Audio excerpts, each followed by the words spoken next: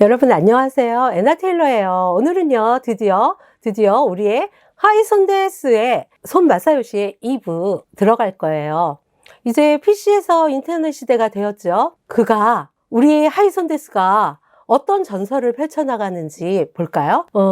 손 마사요시가 소프트뱅크를 차렸죠. 이제 막 설립한 지 얼마 안 되는 회사입니다.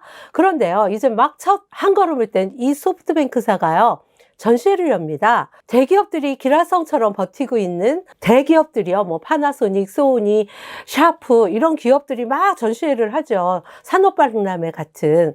그런데 막 회사를 설립한 소프트뱅크가 똑같은 그 대기업과 똑같은 크기의 부스를 차립니다. 얼마나 일반인들이 생각하기에 무모해 보였냐면요, 당시 그 소프트뱅크의 자본금이 1,000만 엔이었다고 합니다. 1,000만 엔이었는데요, 그 부스를 차리는데 800만 엔이 들었다고 해요. 멋있지 않나요? 정말 배포가 큽니다. 그리고요, 그 인상적인 첫 장면이 전국으로 보도가 되고요, 사람들은 굉장한 관심을 갖게 됐고, 전 세계의 그 바이어들도요, 엄청난 그 관심을 가졌다고 하죠. 그 하이손데스는 몇 천만 엔을 들인 텔레비 선전보다도 더 큰 성과를 만들어냅니다. 우리의 자신만만한 그 하이손데스는요, 하이덴상, 하이 감독관님, 하이손데스, 소프트뱅크데스 이러면서 자신만만하게 불도저처럼 정면 승부, 정면 돌파를 하면서 사업을 해나갑니다. 자, 그리고요, 우리 손 마사요시가 소프트뱅크를 어떻게 확대해 나가는지 한번 따라가 볼까요? 일본의 야후제펜이 있죠. 굉장히 유명하죠. 그런데요, 이 손 마사요시가 이 야후제펜을 자기가 설립할 계획을 세웁니다. 물론 야후제펜을 세우려는 대기업들이 많이 있었죠. 우리가 이렇게 준비를 해서 야후제펜을 설립해야지 라고 생각하고 있을 때, 손 마사요시는 NTT 전화국에요, 직접 찾아가서 부딪힙니다. 그런데 NTT가 또 이 유동성이 없어요. 그리고 이렇게 자기네는 뭐 이런 사람이야 이러고 자리를 내주지 않죠. 각 기지국들이 있지 않습니까? 그런데 기지국을 주지 않아요. 그래서 다른 기업들도 야후제펜을 설립하지 못하고 서서히 이 트라이를 하고 있을 때, 우리의 하이손데스 어떻게 했는지 볼까요? 내가 할 거야. 단번에, 한 방에, 이렇게 결심을 하고 나갑니다. 그는요, 이렇게 말했대요. 나는 3개월 안에 야후제펜을 설립할 것이다. 그리고 정말 그렇게 했습니다. 손 마사요시는요, 머리가 비상할 뿐만이 아니라 시대를 읽어내는 능력과 함께 파워풀한 추진력이 겸비되어 있는 그런 경영인이었습니다. 이때요, 마침 그 하이손데스에게 기회가 찾아옵니다. 그가요, PC 시대에서 인터넷 시대를 열었을 때 네트 버블이 붕괴되기 시작합니다. 주식값은 막 팍팍팍팍 떨어지고요, 10배 정도 주식의 가치가 떨어졌다고 해요. 이때 우리의 불도저 손 마사요시 어떻게 했는지 아세요? 내 심장이 막 두근거린다. 막 심장이 떨린다. 주식값이 이렇게 평가절하되다니 나에게 큰 기회가 찾아왔다. 기회의 신은 뒷머리가 없는 대머리라고 하죠. 앞머리밖에 없대요. 기회의 신이 오면요, 이 앞머리를 냉큼 잡아채지 않으면 뒷머리가 대머리이기 때문에 잡을 수가 없습니다. 그러니까 재빠르게 머리채를 낚아챈 하이손데스가 성공을 하게 되지요. 우리 손 마사요시는요, 남들은 주식값이 떨어져서 한숨을 푹 쉬고 막 회의를 열고 난리를 치고 있을 때, 그는 자본 형성의 기회를 봅니다. 왜요? 앞으로 인터넷 시대가 열릴 것은 너무나 명약하나한데 주식값이 이렇게 떨어진다? 나는 싸게 막 사서 주식값이 올랐을 때 큰 자본을 만들어야지 라고 결심을 합니다. 그리고요, 그는요, 일본 전화회사 NTT와 승부를 겁니다. 내가 야후제펜 할 거야. NTT 콧방구도 안 껴요. 그렇지만 위기를 기회로 바꾸는 우리의 하이손데스 어떻게 했는지 볼까요? 여러분은요, 그런 생각 하신 적 있으세요? 대한민국의 KTT 내가 직접 그 기지국을 사가지고 인터넷 회사를 설립해야지 라고 생각하는 사람이 과연 몇 명이나 있을까요? 그런데 우리의 하이손데스는 그 일을 합니다.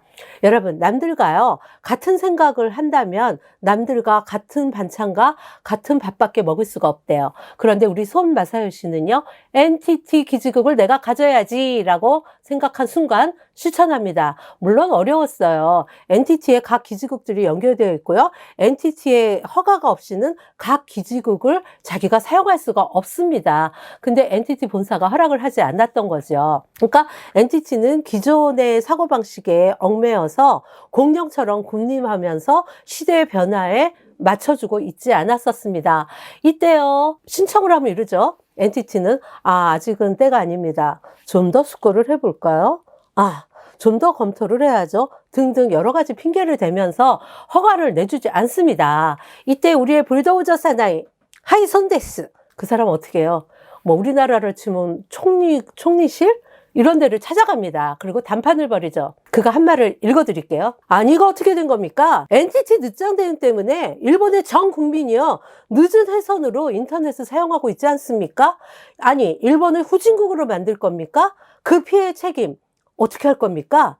NTT가 시대의 역적이 되고 있습니다. 나라에서 어떻게 해야 되는 거 아닙니까? 내가요, 이 손 마사요시가요, NTT와 함께 빛의 속도, 광테이블을 만들어서요, 광테이블 인터넷을 설립하려고 하는데, NTT가 제가 늦장 대응을 해가지고 일본이 이렇게 후진국이 되고 있는데, 총무실, 국무총리 아무것도 안 할 겁니까?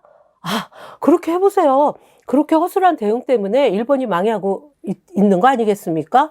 이대로라면요, 이 손 마사요시가 이 허술한 대응책 때문에 망해가고 있는 이 일본을 위해서요, 이 NTT의 허술한 기지국 내가 다 없애버릴 수도 있어요. 나 이거 빨리 허가 안 내주면 이 자리에서 내 몸에 석유를 확 뿌리고요, 내 몸에 불질러 나 분신자살 해버릴 거예요, 진짜. 라고 진짜 협박을 해버립니다. 총무청이라 하면요, 국무를 보는 국가의 최고 총책임국입니다. 그의 이 불도저 같은談判 실력 어떤가요? 그래서 순식간에 이 손 마사요시는요, 통신국에 합류하게 됩니다. 그리고요, 중국의 알리바바와 이 단계에서 단판을 짓죠. 같이 인터넷 회사를 막 연결해서 같이 손을 잡고 광테이블을 만들어서 야후 재팬이 순식간에 일본 전국으로 퍼져나가게 되고 전 세계로 퍼져나가게 되죠. 손 마사요시, 우리 하이손데스는요, 머리도 비상하고 일을 만들어 나가는데도 불도저처럼 밀어나가는 데다가 이 넘어가는 게요, 구렁이 단 넘어가듯이 스무스합니다. 순식간에 소프트뱅크를 차린 지 얼마 되지 않아서 NTT 야후재팬을 갖고 광테이블을 만들고 중국의 알리바바 등 모든 회사들과 손을 잡아버리죠. 그의 이 시대를 읽는 능력, 영역을 넓혀나가는 능력, 그리고 어떤 난관이 오더라도 좌절하지 않고 그 난관을 기회로 삼는 능력, 아마 경영인들은 다 배워야 될 자세인 것 같습니다. 그가 개척해 나간 앞길에는요, 인터내셔널이 점점 더 확대되고 있죠. 이 세계의 힘, 그의 불도저 같은 힘, 인터내셔널, 스무스한 힘, 그 막강한 파워, 이 힘이 어우러져서 우리의 하이손데스, 나는 3개월 만에 야후재팬을 만듭니다를 가능하게 하는 것입니다.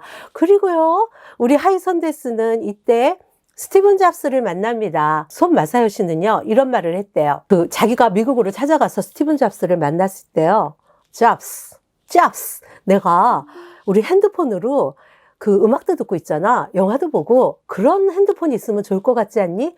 잡스, 내가 설계도를 그려왔는데 니네가 만들고 우리가 판매하면 어떨까? 라고 그 설계도를 딱 내놨대요. 그랬더니 우리의 잡스도 굉장한 영웅이죠. 그 손 마사요시가 내는 서류를 탁 밀어내고 탁 회심의 미소를 지으면서 우리가 이미 만들고 있다네 라고 말했다고 하죠.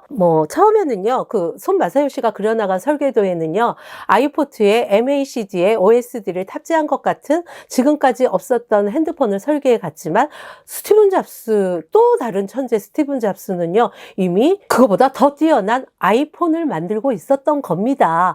그 말을 들은 이 천재와 천재의 만남이 또 이 손 마사요시에게 큰 기회를 줍니다. 우리 하이손데스가, 하이손데스, 잡스, 나에게 그 기회를, 아이폰을 독점 판매할 기회를 이라고 말을 하죠. 그런데 그 기회의 신의 앞머리를 잡아챈 손 마사요시, 머리채를 잡고 놔주지를 않습니다. 그는요, 이렇게 생각했대요.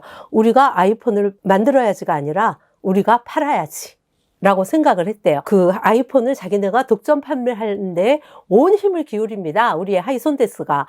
그래서요, 천재 스티븐 잡스와 천재인 손 마사요시가 만나서 소프트뱅크는 자꾸만 공룡이 되어가고 있었습니다. 잡스, 아이폰, 손 마사요시만 팔 거양, 그럴 거양, 두고 방. 이렇게 결심을 하고 애교를 부린 손 마사요시. 그는 그렇게 생각했죠. 그리고 하이 잡스, 우리 회사가 너희 아이폰을 독점해서 판매하자. 그러자. 응? 응? 응? 그러자 잡스가 말합니다. 아니 글쎄, 너희가 기지국을 가지고는 있지만 핸드폰 회사는 아니잖아? 그런데 어떻게 우리가 너에게 독점권을 줄 수가 있지? 라며 문전박대를 당한 우리의 하이손데스. 그냥 물러서면 하이손데스가 아니죠. 손데스의 전설은 거기서 끝났을 거예요. 하지만 그는 살아있는 전설이고 지금도 전설을 만들어 나가고 있는 영웅이죠. 하이손데스는요, 스티븐 잡스와 이렇게 약속을 했대요. 소프트뱅크사가 핸드폰 회사를 매수하게 되면 우리에게 독점 판매권을 줄 거니? 스티븐 잡스, 그래, 니네가 만약에 핸드폰 회사를 인수하게 되면 너에게 독점 판매권을 줄게. 그래서요, 단 2주일 만에 스티븐 잡스하고 약속을 하고 온 손 마사요시는요, 2주일 만에 보더폰 회사를 사버립니다. 그런데요, 소프트뱅크사 앞으로 스티븐 잡스한테 그러면 우리가 핸드폰 회사를 우리가 매입을 하면 우리에게 독점 판매권을 주겠다는 글 하나만 써주라. 응? 써줬대요. 그래서 보더폰을 샀는데요. 이 소프트뱅크의 전신이 보더폰이 되죠. 제가요, 일본에 처음 갔을 때 그 대학원에 가서 그 교환학생으로 갔을 때 처음 쓰던 핸드폰이 보더폰이었습니다. 그런데 그 보더폰을 매수한 금액이 얼마였냐 하면요. 1조 8천억 엔. 원이 아닙니다. 1조 8천억 엔이었는데요. 거의 9조 원 정도의 그 보더폰 회사를 매수한 거죠. 당시요, 소프트뱅크 회사의 총 자본금은 대략 6천억 엔. 그러니까 6조 원일 때 보더폰을 매수한 겁니다. 아니, 6천억 엔의 자본금인 회사가 거의 얼마예요? 1조 8천억 엔에 보더폰을 인수한 이 배포 보세요. 배짱 한번 대단하죠? 당시 매스컴에서는요, 손 마사요시가 드디어 미쳤다. 1,000엔을 도배해버렸다라고 아주 도배를 했대요. 주식값은요, 소프트뱅크의 주식값은요, 일주일 사이에 60%가 더 하락을 했다고 합니다. 보더폰을 매수하니까요. 하지만 일반인이 천재의 생각을 알 수가 없죠. 손 마사요시에게 그것은 메꿀 비책이 있었던 거죠. 당시 그 사실은요, 당시 소프트뱅크 직원도 2~3명밖에 그 잡스에게서 아이폰을 독점 판매할 거라는 사실을 알고 있었던 사람은요, 소프트뱅크 내에서도 2~3명밖에 없었다고 합니다. 스티븐 잡스가 설계 중인 아이폰을 독점 판매하려고 계획한 손 마사요시. 그는요, 거기서 끝나지 않아요. 로고 마크를 전부 바꿉니다. 어떻게? 원래는요, 보라색의 소프트뱅크는요, 보라색의 황금색 글씨로 소프트뱅크라고 써 있었어요. 그런데 이 손 마사요시는요, 보더폰도 인수한 다음에 로고를 전부 바꿉니다. 어떻게? 하얀색의 검은색 소프트뱅크라는 글씨. 뭐 생각나는 거 없으신가요? 아이폰이 그렇죠. 하얀색의 까만 사과. 스티븐 잡스가 디자인에도 굉장히 그 신경을 쓰는 사람이라는 걸 간파한 소프트뱅크의 손 마사요시, 손정희는요, 치밀하기까지 해요. 그래서 로고를 전부 바꿨죠. 흰색의 소프트뱅크, 까만색 글씨로요. 정말 우리 하이손데스 치밀하기까지 해. 부족한 게 뭐예요 도대체. 아이폰을 팔기 위해서 전부 다 바꿉니다. 우리의 하이손데스가 소프트뱅크사가 심사할 때 디자인에도 엄격하다는 걸 염두에 둔 거죠. 그리고 드디어 아이폰을 독점 판매하게 됩니다. 사람들은요, 아이폰을 사려고 그 소프트뱅크사 앞에요, 몇 시간씩 뭐 10시부터 문을 열면 아침 6시부터 혹은 그 전날 밤부터 돗자리를 깔고 기다렸대요. 대단하지 않나요? 아이폰을 독점 판매하게 되고 일본에 처음으로 애플사의 아이폰을 선보인 우리의 손정희 하이손데스. 그는요, 일반인들과 다르게 그 기업은 특히 그 손데스는 대담하고요, 추진력 있고 인터내셔널하고 머리가 잘 돌아가고 치밀하기까지 합니다. 그리고요, 이 아이폰을 판매하기 시작한 소프트뱅크의 손 마사요시는요, 기업의 30년 비전을 제시합니다. 일본 젊은이들이 가장 존경하는 경영인 손 마사요시의 비전은 뭘까요? 그의 기업 이념은 뭘까요? 무엇을 위해서 일하는지, 어떤 세상을 만들지, 이 세상은 앞으로 어떻게 변할지, 그에 맞춰 나는 우리 기업은 어떤 일을 할 건지 자신이 만들고 싶은 세계를 위한 비전을 제시합니다. 지금까지 인류의 기술과 진보를 바탕으로 이 세계를 어떻게 우리가 걸어 나갈지를 제시했죠. 또 그는요, 그 동일본 대지진이 일어났었잖아요. 그 동북 지역이 완전히 초토화가 된 그 지진이요. 그때 그가 배포 한번 보세요. 얼마를 기부했느냐? 100억 엔을 기부했습니다. 1000억 원이죠. 그 스케일은요, 이렇게 커요. 국가의 인프라, 세계의 평화, 인류를 위한 교육. 그는요, 60이 되면 후계자에게 자리를 물려주고 교육에 전념하겠다고 선언을 했어요. 하지만 알 수 없는 일이죠. 후계자가 안 나타나면 어떡할 건데? 더 해야지. 여러분, 고이토리 미션이라는 게 일본에 있어요. 고이토리 명인인 마사요시 상이 있는데요. 그 사람은요, 고이가 뭐냐 하면요, 잉어예요. 그는 잉어를 이렇게 잡는다고 합니다. 옷을 다 벗고 알몸으로 강 속에 들어가서 눕는다고 하죠. 그러면 이 사람의 체온 때문에 그 사람의 주변의 물이 따뜻해지고요. 잉어들이 따뜻함을 찾아서 모여든다고 합니다. 그럴 때 잉어가 자기 몸 위에 딱 왔을 때 이 마샹은요, 딱 잉어를 안고 강 밖으로 딱 나오는 거예요. 어때요? 아무것도 하지 않아. 옷을 벗고 기다리고 있을 뿐이에요. 그러니까 자기의 맨몸을 드러내서 기회를 얻어내고 다스리고 스무스하게 잉어를 끌어안고서 나오는 거죠. 우리 손 마사요시도요, 기업을 경영할 때 어떤 것을 내가 갖고 싶을 때 그런 방법을 씁니다. 자신을 먼저 드러내고요. 그리고 스무스하게 자기가 목표했던 것을 끌어안고 나오죠. 그가 기업을 크게 일궈나가는 비책이었습니다. 비책 중에 하나였어요. 우리는요, 손 마사요시의 전설이 어디까지 펼쳐질지를 기다립니다. 그의 기술과 재능을 배워서요, 새로운 길을 우리도 개척해 나가고, 또 우리도 더 성장해 나가고 그의 경영 정신을 우리의 인생을 경영하는 데 사용을 해도 좋을 것 같습니다. 손 마사요시. 마지막으로요, 그의 기업 정신을 저는 소개하고자 합니다. 그가요, 소프트뱅크사를 세우고 2, 3년 지나지 않아서 간염이 심각하게 악화됩니다. 그래서 병원에 입원을 했는데요, 의사가 이렇게 얘기했대요. 선상, 당신은 이제 앞으로 5년밖에 살지 못할 겁니다. 여명 5년을 선고받았어요. 그럼에도 불구하고요, 그는 몰래 병원을 빠져나가서 회의에 참석하고요, 그 경영을 지휘하고 병원으로 돌아오곤 했대요. 그때 의사가 이렇게 물어봤대요. 혼내면서 도대체 너 좀 있으면 죽을 텐데 너 뭘 위해서 이렇게 네 몸을 혹사하고 몰래 빠져나가서 경영을 지휘하고 그러는 거야? 명예 때문이야? 돈 때문이야? 당시 손 마사요시는요, 결혼을 해서 3살짜리 딸이 있었다고 합니다. 그래서 이 의사의 말을 들은 손 마사요시는 생각을 했대요. 나는 무엇을 위해서 비즈니스를 하는가? 그리고 결론을 내렸다고 합니다. 그의 기업 정신. 이거요, 너무 멋있으니까 이것도 읽어드릴게요. 저는 멋있는 거 다 읽어드립니다. 나는 무엇을 위한 인생인가? 무엇을 위한 회사인가? 그 마음 깊은 곳에서 우러나온 생각은요, 나는 명예심이나 허영심, 그런 것 때문에, 혹은 대의 명분, 이런 것 때문에 회사를 형식적으로 확장시키는 것, 그런 것 때문에 경영을 하는 게 아니야. 그런 거 아무런 의미가 없어. 그렇다면 손 마사요시는 무엇 때문에, 무엇을 위해서 기업을 경영하는가? 그때 이런 생각을 했대요. 나는 무엇이 있으면 행복한가? 막 태어난 딸아이와 가족의 웃는 얼굴을 보는 것, 그리고 자신의 가족뿐만이 아니라 고객과 사원, 또 한 번도 본 적이 없고 만난 적도 없는 이 세상의 모든 여자아이들, 그 모든 사람들의 웃는 얼굴을 보면서 나는 살고 싶다. 진심으로 나는 그렇게 살고 싶다.